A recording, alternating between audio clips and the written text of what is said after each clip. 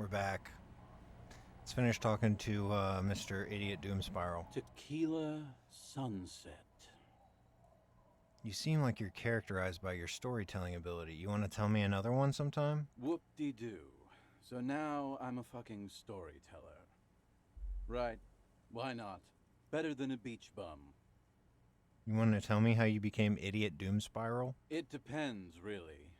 Are you willing to help me out? The gleam in his eyes and the slouch in his posture is so incredibly familiar. You want alcohol, don't you? I don't want it, man. I need it. Can't tell stories without it. Dry stories are boring, you see? So, have you got anything for good old Idiot Doom Spiral? A bottle for a story. Seems fair to me. I got the special borscht from the Union. Interesting. He grabs... This is what they use to keep the working man going. Hey, Spiral Boy, you gonna share that?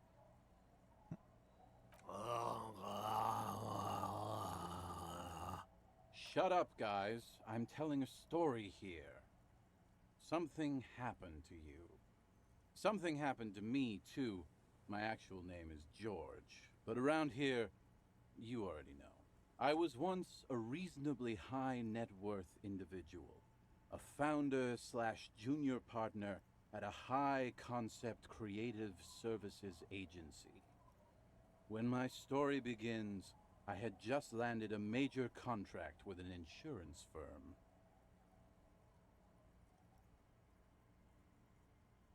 I used the profits from my agency to finance what I called a cultural incubator. Abstract value generation, value per person, high concept stuff. I developed the paradigm, worked within the paradigm, but the burden of leadership weighed heavily on me. So I went jogging every so often to keep myself sane. Did the jogging help? How many people just worked for you? 22 full-time employees, an all-star team, a potentially historical set of individuals. Worrying about them often kept me up well into the morning hours. Did the jogging help? It did. With my trusty Sansarique tracksuit, I felt like I could conquer the world. But now dreams are worn thin, much like my tracksuit. He says, thoughtfully brushing dust off his shit-stained pants. What happened? One day I left on my evening run. As you may know, it's impossible to clear your head when you're distracted by the sound of keys jangling in your pockets. He's right. It's incredibly annoying. His eyes are clouded, his dilated blood vessels encircling his irises like stinging brambles. So I removed the keyring and put the keys for the front gate and the apartment into different pockets to stop the jangling, you see? At least, that was the plan. I was halfway done with my usual lap when it started to rain. The reality situation became very wet, very quickly. How wet are we talking? Wet, okay? It was raining really hard. There's a trace of derision in his voice. I made my way back home and discovered that I didn't have the key to the front gate. I'd mixed it up with the key to the letterbox, which was useless. Naturally, the situation required me to climb over the gate, which I did. There was no climbing down because I slipped and landed on my ass. Ow. Ouch, indeed. Reality was looking rather grim just then. Me lying on my ass in a mud pit in the middle of a heavy shower. But when life knocked me down, I always got up. So I made my way across the yard. Standing in front of my apartment door, fumbling with my pockets, I realized that I'd also forgotten my apartment key. Okay, what happened next? I rang my neighbor's buzzers. It was late, and most of them didn't even answer. Those who did assumed I was trying to sell them something and hung up before I could even explain the situation. People are naturally wary of ad men, you see. One moment someone chats you up, 5 minutes later you've bought a box of edible lingerie and a strap-on. I don't begrudge them, especially since I was known to be one of the best. Heavy is the head that wears the crown. Just then, I experienced a moment of clarity. I still had the key to my office. I could wait out the storm there. But when I reached my office, I remembered that I'd asked one of my producers to change the locks that day. And since I hired only the best, he'd already done it, and I couldn't get in. Anyway, long story short, life spiraled out of control. I haven't gotten into my apartment for years, and my girlfriend left me because she didn't want to date a homeless man. The company, well, you see where I'm going with this.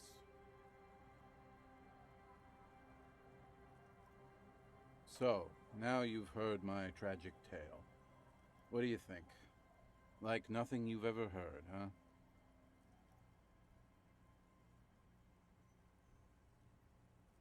You do realize this is all your own fault. I don't remember you being such a dick before, Tequila.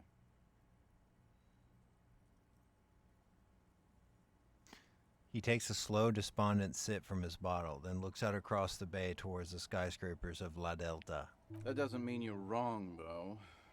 Anyway, that was all the tale one bottle gets you. Almost empty, this one.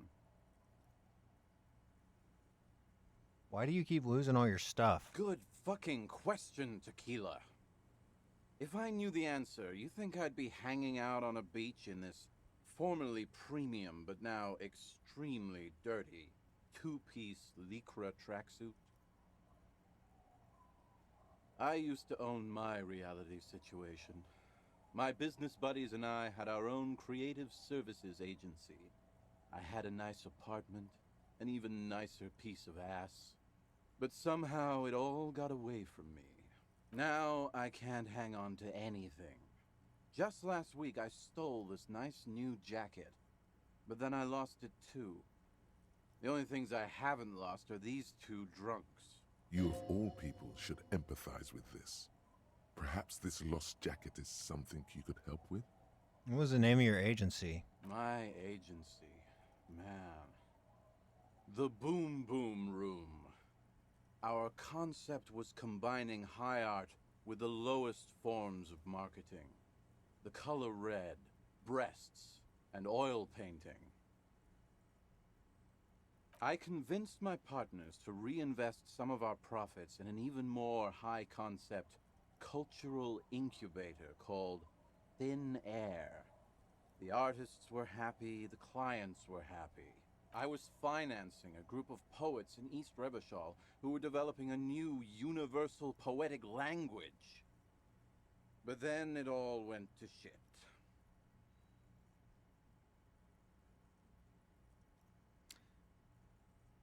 Mixing oil painting and breasts to make ads isn't high art, it's just cynical wankery. Well, you know, sex sells. That's the first rule of advertising. Yeah, so what? It's still tired. Maybe you're right. Who knows? Maybe we were behind the curve? We were fucking rich, though. That much I know. What's up with the tracksuit? What? You've never seen 100% lycra before? Go on. Feel that primo material. The man extends his arm. You really shouldn't touch it. Touch it. Pretty nice, huh? This might be one of the last of its kind. Should probably be in a museum, honestly. He takes another sip. Good God. It's nearly impossible to describe how dirty this texture is. It's like rubbing two jellyfish skins together. You feel about 15% less human for having touched it. And then there's the smell. But you don't even want to think about that. Wow, you're lucky. He never lets me feel it. That's because your paws are fucking filthy, Rosie. We're right next to the bay. You could wash them any time. So what about the other drunks? My fellow members of the Union of Moribund Alcoholics? They're exactly what they look like. Hey, Tequila! You want to buy some speed? I already did, asshole. Shut the fuck up, Rosemary. He's a cop, remember? I thought he was a cool cop. I am. A gurgling sound comes from the direction of the non-responsive man. And yeah, you're already acquainted with abs. So yeah, that's basically us. We drink together. What's this about a lost jacket? Tequila, it's a verifiable tragedy. It was practically brand new. Sure, it didn't really go with my lycra threads, but it did itch a lot less. Say, you're a detective, right? Maybe you can help old Doom Spiral out. Solve the case of the missing jacket. What do you say, Tequila? Sure, where'd you lose it? If I knew where I lost it, don't you think I'd have it? I mean, maybe I was up by the boardwalk, or walking along the beach, or checking out the abandoned fish market. That's a lot of places. Somewhere north of here, that's for sure. You could ask around, see if anyone's seen it. Alright. I'm all ears, Tequila. Got any more stories? I do. But as you can see, my fuel tank is running quite low. If you catch my drift.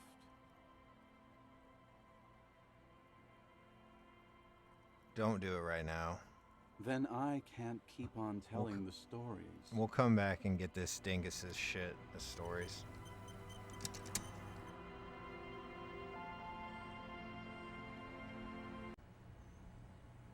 Tequila Sunset. I'll supply the booze. I'm sorry for being a buzzkill earlier. I'll supply the booze if you supply the stories. Wonderful. Alright, Then never mind. I can't. I need to buy some from this dickhead right here. The legend returns. You know the deal, legend man. Smokes a smoky, pilsner, gets you drunk. You've already cleaned me out of spirits. And speed. Bottoms up, Captain. The story better be fucking worth it. Tequila. Wonderful. Here's a potent pilsner. Not much, but it will do. He grabs the bottle from your hand and uncorks it immediately. The tale I'm about to tell you is an urban legend particular to Martinez. That said, I first heard it from a former bicycle courier in Coran. There are many variations on the basic story, and the details often conflict. What everyone agrees on is that nobody knows the exact nature or identity of the phenomenon. Are you telling the story of the headless... Shut the fuck up, Rosemary. Summer of 44. 17-year-old Gertrude Het is walking home from a late shift at the harbor. It's almost midnight. She stops for a cigarette near the canal. The streets are warmed by a southerly breeze. The lights of a passing motor carriage bloom and fade in the distance. In the harbor's dark, her cigarette is a beacon, dancing alone. The image comes to you effortlessly, as though you'd walked the same streets yourself 1,000 times. Our heroine finds herself enjoying the peace and quiet the canal provides. He looks up to the skies as if searching for peace himself. What she doesn't know is that her peace is about to be shattered. From behind her comes the clattering of hooves. Startled, she turns around, and what does she see?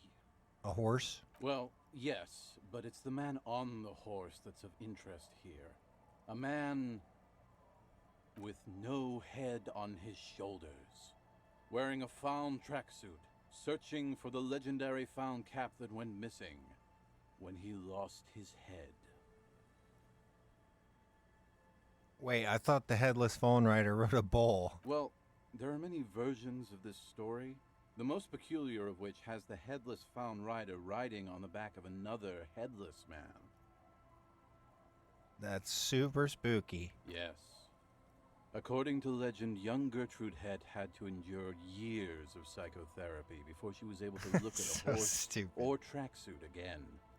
And she's one of the lucky ones. Gertrude Het may have been the first to witness. Tell him about Oops. the two feminists by the locks. Fuck, Rosemary, they were dating. No one said they were feminists. Everyone always misremembering this stuff. Right. Early autumn of 46. Ula DuPont and Eva Delgado are fishing near the waterlock long after the sun has set.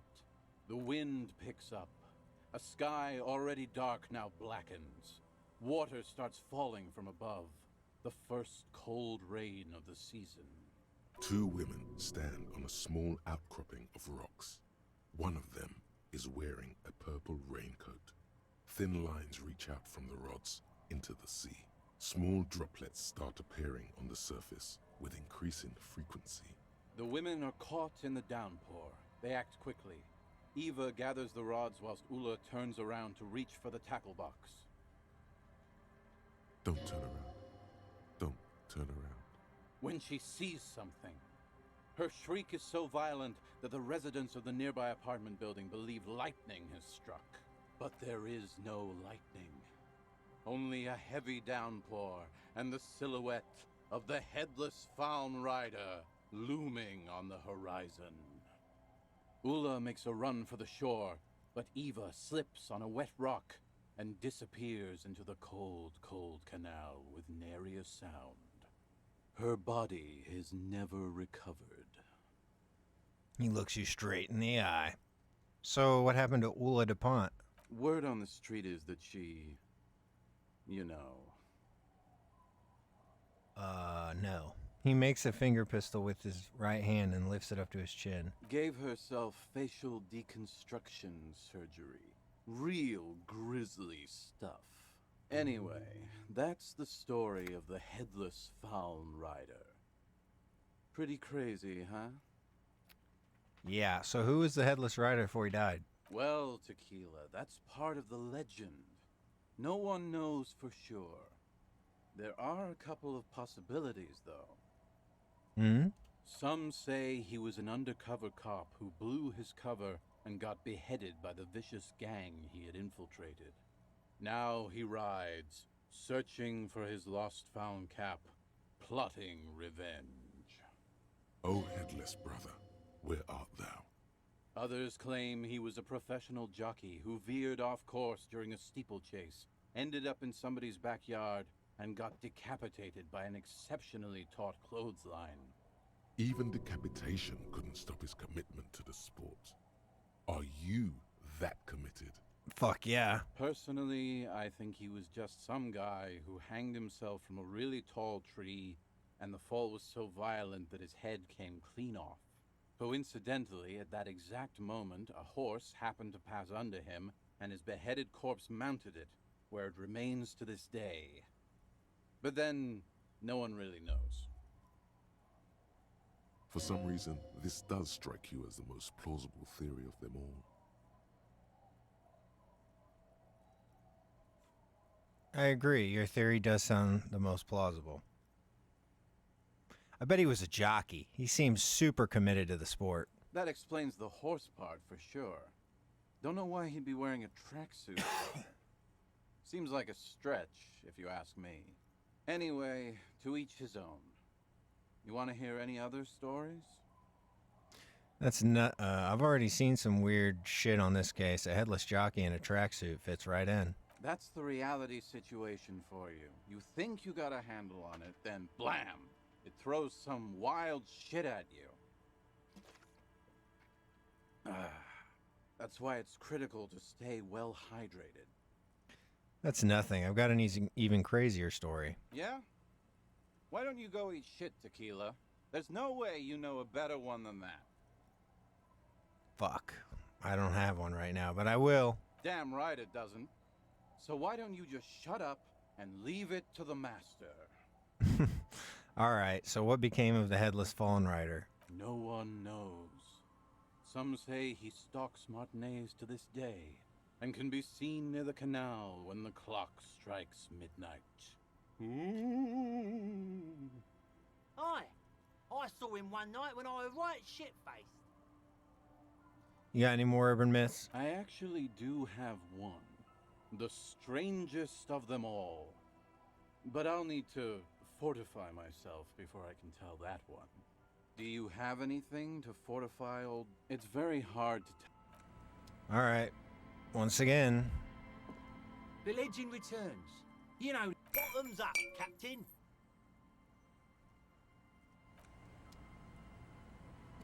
Tequila sunset. Wonderful. I got another Pilsner. Not much.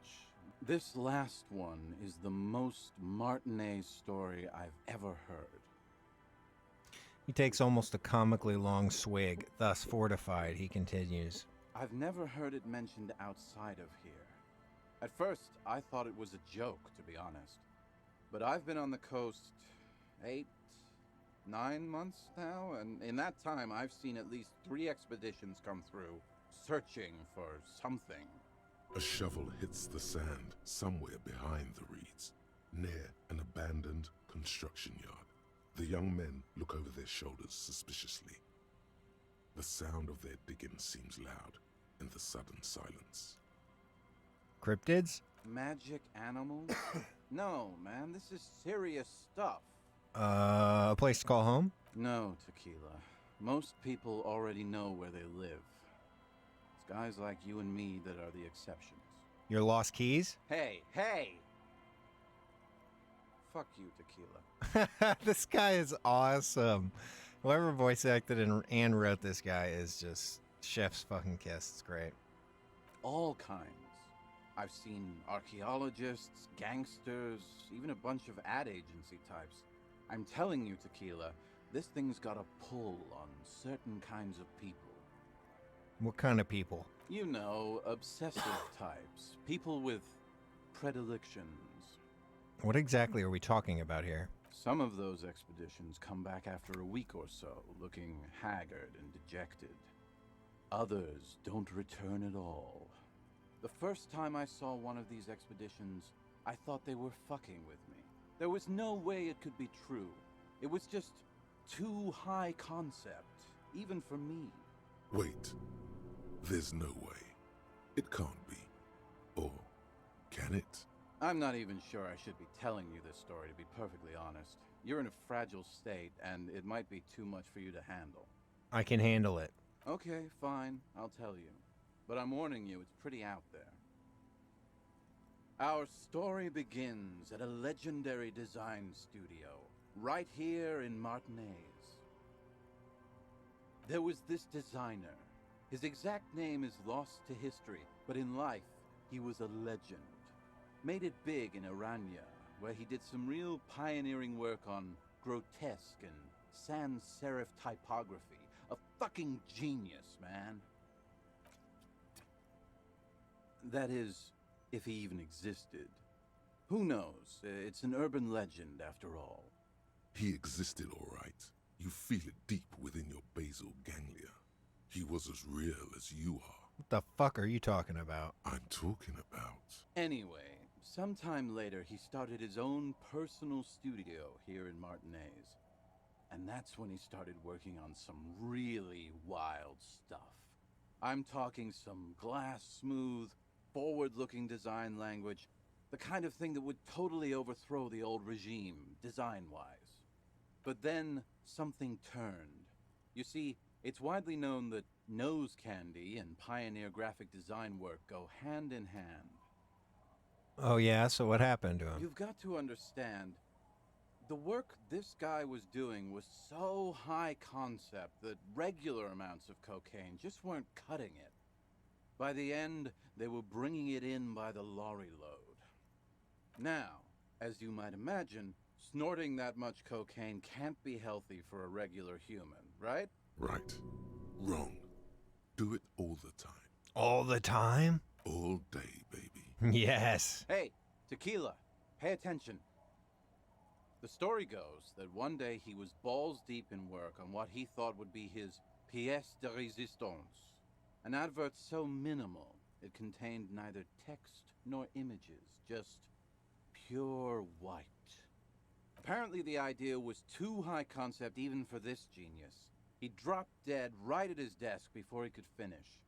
His last words are recorded to have been, "It's as white as a blizzard of cocaine." What a what a stupid fucking idea. But the story doesn't end there. Supposedly, when they performed the autopsy, the coroner discovered nearly a quarter kilo of coke jammed into his nasal cavity. That's right. 250 grams of blow had accumulated in there over the years. We're talking high-grade Saramaritsian pure. Not that cut-rate shit your grandma does. There are those who believe the designer was buried with this quarter key of nose candy still lodged in his sinuses. That's what those expeditions are looking for. Are you fucking kidding? The cocaine skull. The cocaine skull. The cocaine skull. Wow. No. Wow. And why do people think the skull's here in Martinez? Here's the kicker. This designer, this lead designer of a world-famous design studio, was born in Martinez. A local boy, Martin Martinez. That's why he brought his studio here, back to where it all began. And that's why they buried him here, too. Perhaps right under Ab's pipe there. Or probably further down the coast, or in some yard in Martinez proper. A hidden mausoleum, no one knows exactly. No, my grandma always told me his grave lay somewhere on the islets on the bay. What do these expeditions plan to do with it? The archaeologists Snort it. say they want to put it in a museum. The gangsters say they want to sell it on the black market. And the ad agency guys say they're seeking inspiration. Bullshit. They just want to snort it. But you could beat them to it, Harry. You could snort the magic skull cocaine instead. I'm pretty sure they all just want to snort it, though. And why wouldn't they, eh? Sounds like right strong stuff. Rosemary, you said something about islets? Don't listen to him or his grandma. He's just making things up. No, my grandma told me. I've heard other people say it too. That it's underwater. Or no, maybe it was the storm sewers. What have you learned from the other expeditions? They're pretty vague about it in general. The gangsters like to claim they're looking for the grave of a friend, with picks and shovels. The archaeologists act all official about it, saying they're conducting serious research. Honestly, I think they're not really scientists, just rich. The junkies, for some reason, are pretty upfront about it. They just say they're looking to snort some blow out of a dead man's nasal cavity. Honest men on an honest quest. You should join them. By now, I'd say I know about as much about it as anyone on the coast. Okay, I'm convinced. Let's find it. Whoa, whoa, whoa. Hold on just a minute. Finding it right now is literally impossible. What? For one, the way is blocked by that big lorry that says Delta Logistics Company on the side. You definitely have to search the area behind that lorry too, yet it is impassable. And second, outfitting an expedition like that is expensive. It'd have to be a big production to do the cocaine skull justice. You need new gear, people who know what they're doing, all kinds of provisions. It's just not feasible within the economic and temporal frame of our current setup. Matter of fact, unless a bunch of money just falls out of the sky, we might never know what's up with that skull. Damn, that's too bad. Wait. Maybe there's another way. Maybe up around the coast. Don't give up now. Yeah, well, that's the reality situation for you. Who knows, though? Maybe someday we'll get our chance. Any more stories? Not that I can think of, currently. I guess that makes sense. You've been drinking a lot. That might be the case, yes. Wow, I don't think I had that conversation my first time, which is cool. So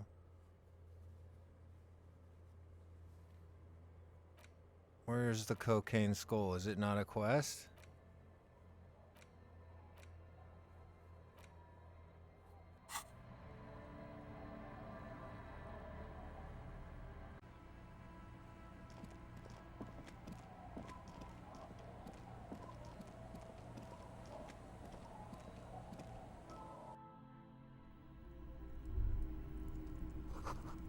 Feels safe and warm in here, not like outside.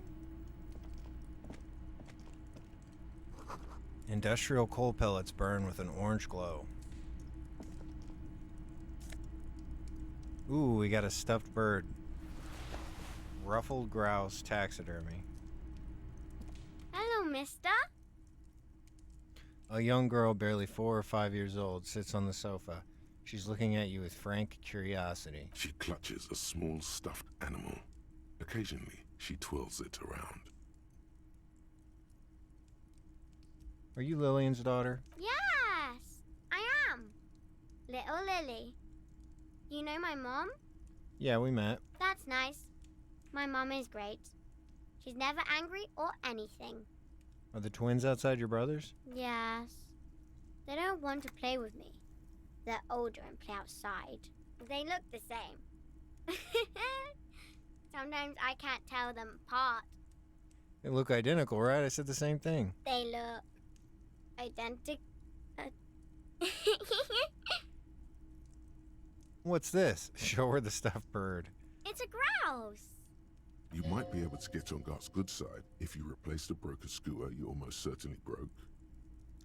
Can I have it? I know someone who really likes stuffed birds. Sure. I mean, you already took it. I don't like it anyway. It looks angry. What are you holding? It's Lammy. He's my friend.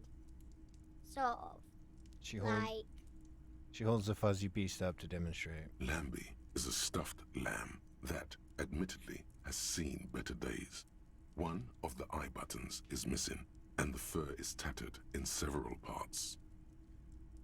Amy looks soft. Yes. Very soft. She pushes it towards your face. Press your cheek against it. Isn't he soft? She's right. Lammy is very soft. She rubs the white fur against your cheek. Then she returns the lamb onto her lap, cuddling it. Okay, goodbye. Bye.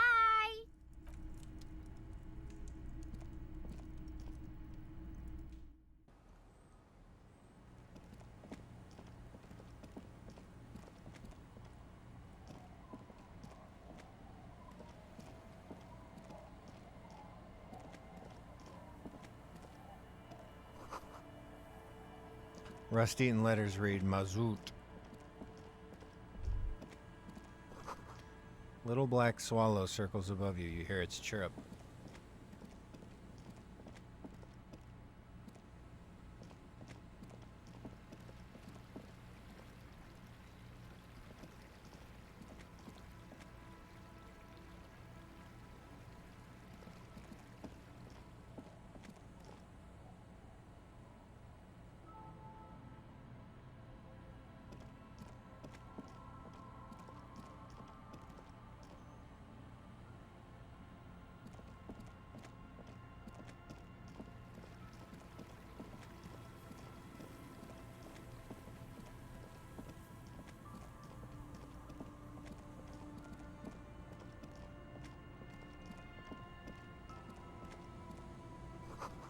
No boat in the boathouse today.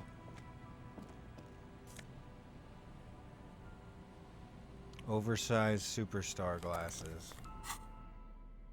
This gives us empathy. These others give us savoir-faire.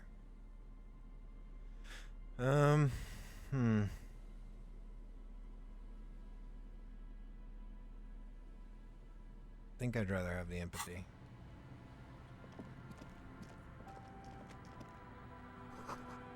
The boathouse is shoddily constructed. A strong breeze might blow it over.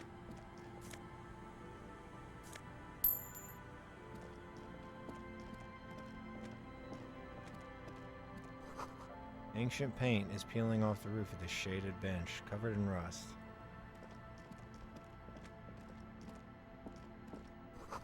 Sign says, Entrée interdite.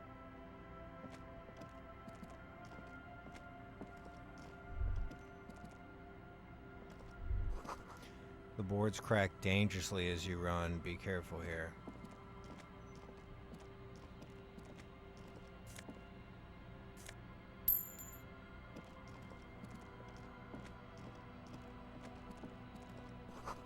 An old ticket taker booth, no longer in operation.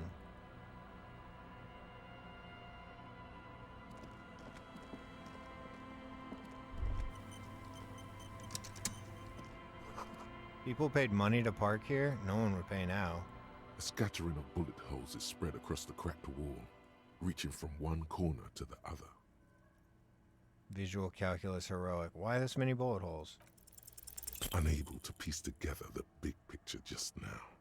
There's a hole in their hypothesis.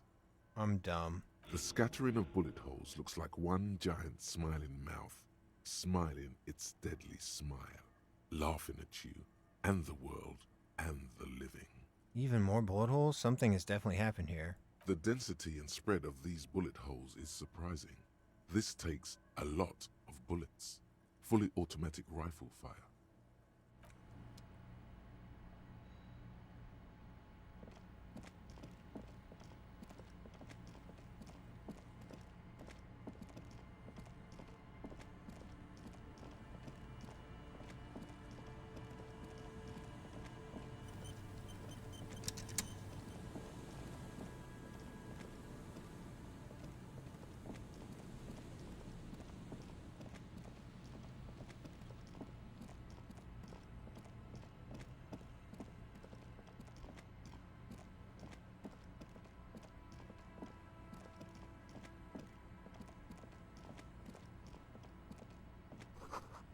The door is not only barred shut, it's inaccessible.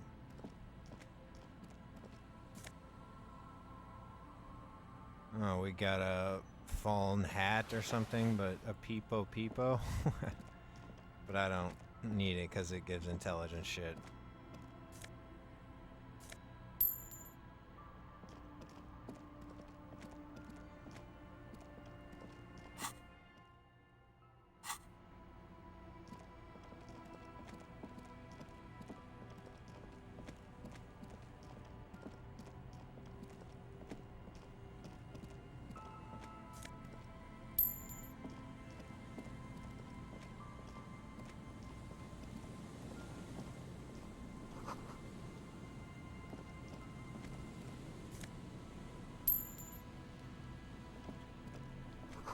These heavy military blockades are riddled with bullet holes, crumbling.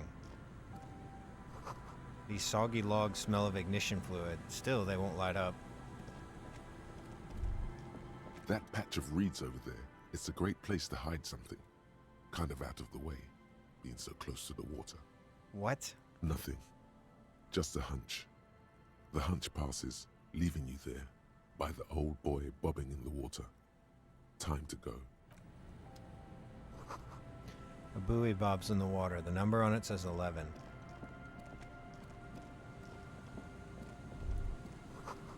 It's almost impossible to get a fire going near this ocean. Hello, I'm Gary. How do you do, officer? I'm just waiting for my friend Morel to finish up with his insect traps so we can return to civilization. Not a lover of the great outdoors? I like nature, just not this bloody coast. It's mostly drunks and degenerates that come here.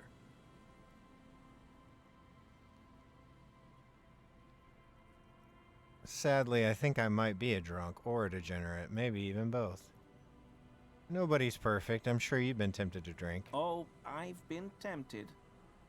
But someone has to stay strong for Revocall. His gaze shifts to the pile of soggy logs at his feet. Serious question time. This man is no innocent. No one is. Is this your mug? Hold up the yellow man mug. My mug? Why would you think that? You look like the kind of guy who might have a collection of mugs like this home in his colonial mug collection. How do you mean? Forgive me, officer, but we've only just met.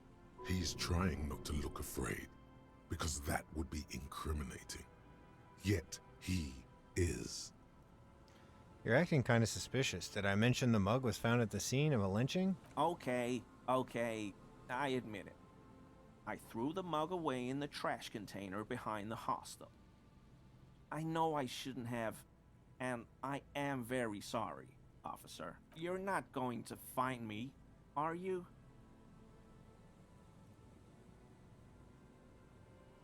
Nah, Gary. I just want information. Whew. Thank you. You won't regret this.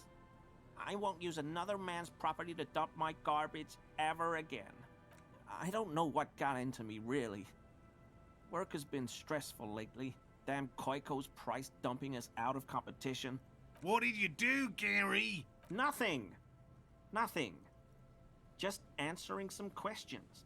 Helping out the law. Here we go. Start pumping that sweet info. Gary, did you put the clothes of the murder victim, the man who was hanging behind the whirling rags, into that trash container? Officer, please. Let me explain. Do. I was only cleaning up. I live right across the yard from where he was hanged, and I saw him stripped naked. All the clothes lying around in the yard, smelling. People are animals, you know? Yes, yes, what happened? Then I came out to clean up the rags because no one else would.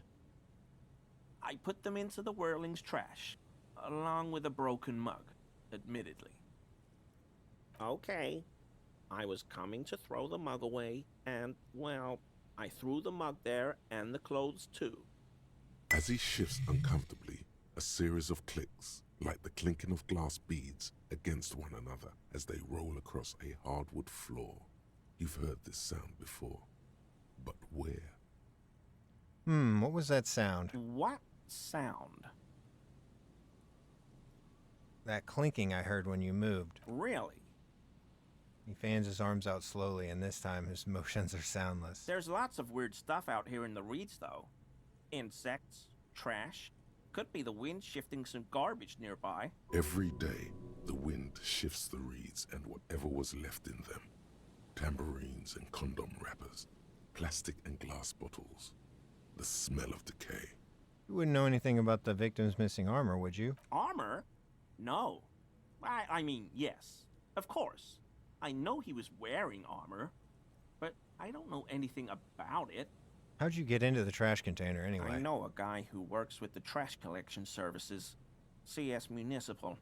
He gave me a master key for the trash containers of Martinez. Why would you need to get into everyone's trash? So I can use the Whirling's trash compactor to store my own stuff. Garbage disposal is expensive as hell. The damn Hemians run it like a mob. I'm sorry, okay? I thought I could cut costs. I shouldn't have. I shouldn't have disgraced myself. Let's move on for now. I hope I could help your investigation, in my small way. He's visibly relieved. Don't be so relieved yet, Gary. This bad cop may have been in your apartment, admiring your mug collection. Perhaps a little intimidation? Okay, let's save. Always a pleasure.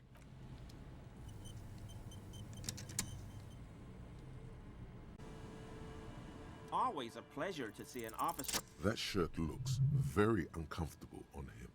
Look at the buttons, barely keeping that thing together, as if something is ready to rip out from underneath. Something worn underneath? Yes, like a piece of ceramic armor, for example. One that makes a clicking sound when the plates meet each other, resembling pearls or marbles, stolen from the corpse in the yard near where he lives. I see you're a connoisseur of high-quality combat gear. I knew you'd figure it out, officer. I'm sorry I didn't tell you at once. I was ashamed of what I did. And I didn't want you to know. You see gleaming white ceramic shine underneath. A thin layer of interlocking plates covers his gaunt torso. This shame is surprisingly sincere. Gary, what's going on? Later, Morale. I've got apologizing to do. Why'd you lie to me, Gary? Give me the armor. He sighs again, hangs his head, and unbuttons his shirt fully. A cuirass that matches the dead man's boots comes into view. Soon it is in your hands, smelling of his sweat. Why'd you lie? Because I was weak. I should have told you the moment I saw you. But The hell, Gary? You in trouble? I'll explain later. We're done here, Gary. Yes, absolutely. I will never do anything like this again. Gary, do you know how to turn back time? Do I know how to turn back time? Is that a trick question? I'm all out of tricks, Gary. Tell me what you know. Phew. I don't know what to tell you. I mean, of course there are theories out there. What kind of theories are we talking about here? Well, there's a very interesting cryptid known as the Semper Ma, and a certain tribe of ancient Kits who practice digital castigation. Though, frankly, I don't know how compelling you'll find that theory. But then, there are rumors going around that the Seolites have developed a technology that allows them to move through time like it's a corridor. Back and forth, you see. What's digital castigation? Essentially, it's a grief ritual practiced by some old Kip tribes. Traditionally, after the death of a village leader, the bereaved are supposed to cut off a segment of their own fingers. The really sick bit is that they bite off bits of their children's fingers too. Even babies. Imagine that. So what does this have to do with turning back time, Gary? I'm getting there. See, the practice is derived from Semini's finger counting. Each segment of the finger represents 1 hour, so they count up to 12 with one hand, disregarding the thumb, of course. Absolute nonsense across the board. By removing one segment from their fingers, they remove the corresponding hour from their life. That's what they believe, anyway. So you're saying if I cut off my hands, I can go back to yesterday? No. There's a discrepancy between how the Kips count and how they tell time. As I explained, they count up to 12 on their fingers, but they divide the day into 15 parts. But that's a whole other discussion. This wouldn't help me even if it was remotely believable. Listen, there's no problem, officer. There's still the Semper Mar to consider, as well as this advanced Seolite technology. You really think the Seolites can move through time? Oh, definitely. Definitely. How else did they get so far ahead of everyone in the tech race? Isolation, obviously, keeping off with the Seolites. Very moving, very motivating. Sure, they got the place locked down tighter than a Himian asshole. But that alone? No way. I don't buy it. What's the secret, then? Isn't it obvious? Someone's been feeding them a little trickle of tech down from someplace no one else can reach. The future? Exactly, officer. The Seolites are helping themselves from the future. And every little incremental improvement they receive in the present has major ripples all along the timeline. That creates a loop, right? The more advanced tech they send here, the more advanced they become in the future. Which means that by smuggling ever more advanced tech down to the past, I'm sure you can see where this is heading.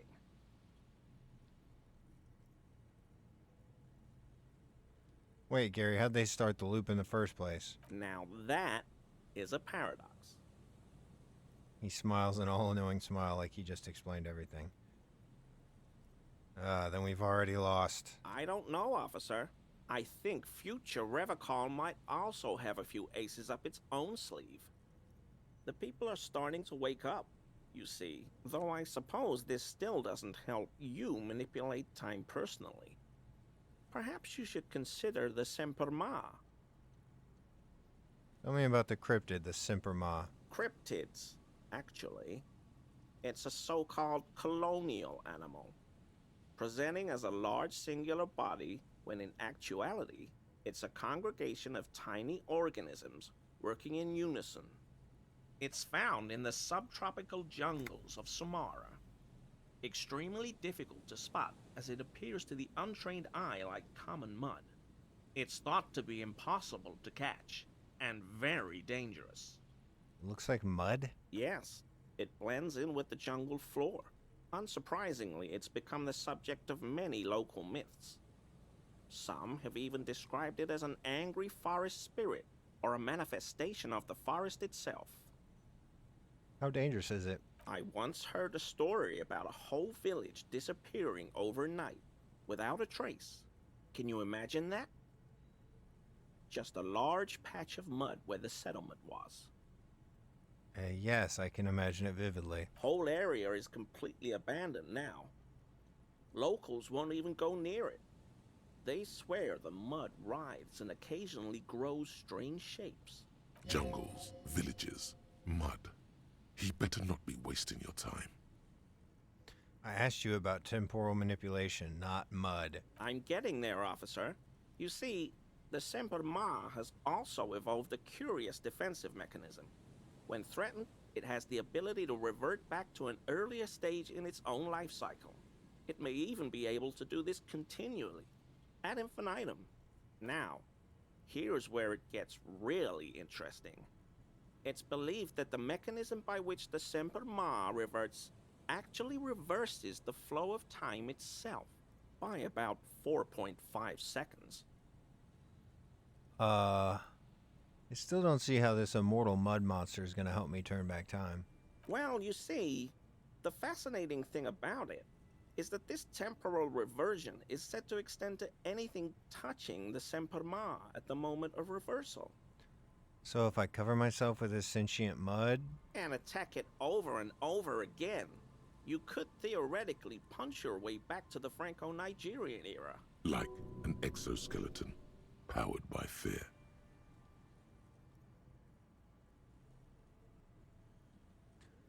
there's a balance in nature, Gary. Man was not meant to play God. Assuming you survive the encounter, but that's way down the line, of course. Okay, so what's the next step? Well, first we'd need to secure funding for an expedition, then assemble a team, gather supplies. There's probably a million other little things. But with the resources of the RCM behind you, it could be feasible. That would take forever. Isn't there like a pill I can take? I haven't really heard of any time travel pills, officer. And speaking personally, arranging an expedition seems like the most promising option overall, so I'm not really sure what else to tell you. Gary, none of this sounds like realistic options. I don't know what to tell you, officer. I got all my information straight from Truth Hunt. If you can't believe a radio program called Truth Hunt, who can you believe? This guy has proved to be a dead end. A dissatisfied growl in your abdomen. But the hard endure, and the true Kingsman keeps searching. Violence, Bruder. The night is darkest before the dawn. Thank you. Okay. So now...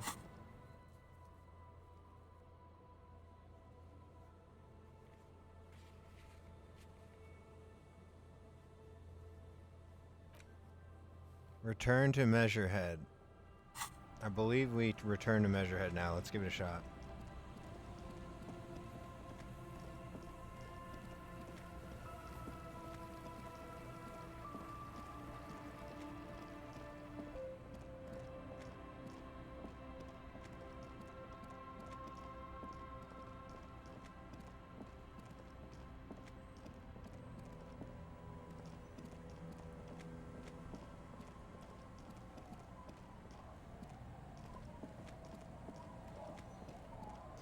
Apparently you can fast travel?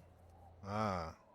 Okay, I didn't even know that. Or, I don't think that was in the game when I played it originally.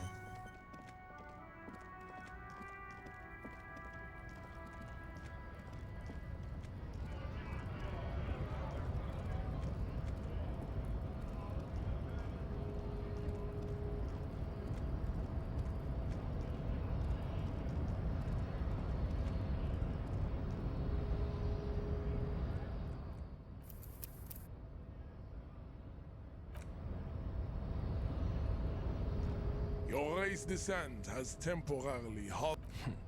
Observe. Like, Get your to comprehend time, you must possess at least a basic understanding of how I know plenty. The concepts you reach for are far beyond you. This again. But you've learned the basics. Guess we need to return to... Just remember, minimum effort. Come back to me when... Hmm.